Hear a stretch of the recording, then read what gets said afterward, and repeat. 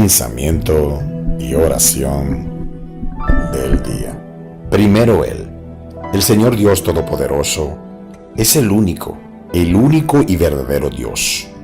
Muchos adoran a dioses falsos y no se dan cuenta que solo un verdadero Dios existe, el que todo lo puede, el Dios el cual nosotros amamos y creemos porque es el creador del cielo y de la tierra y de cada uno de nosotros.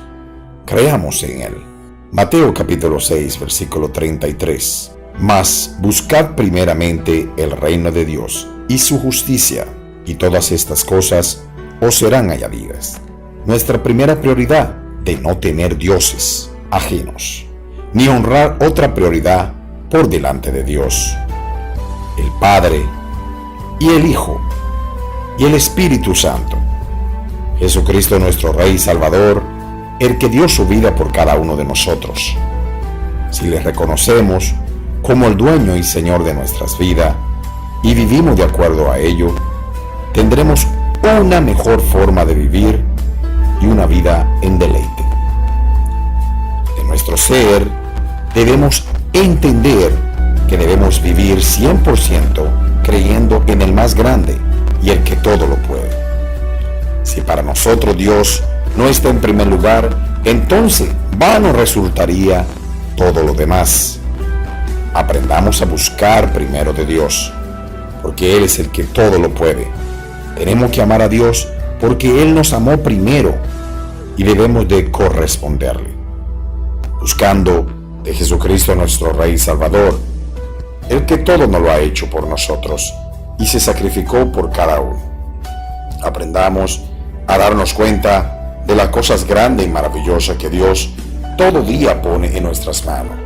Nuestro verdadero y único Dios, el Dios eterno, el dueño de cada uno de nuestros pensamientos, nuestros pasos y cada uno de nuestras formas de vida. Solo Dios, a ti confiamos, Señor, por ser tan grande y maravilloso en nuestras vidas. Oremos. Amantísimo Dios, si en algún momento yo tuve el pensamiento de creer que había otro Dios, te pido perdón.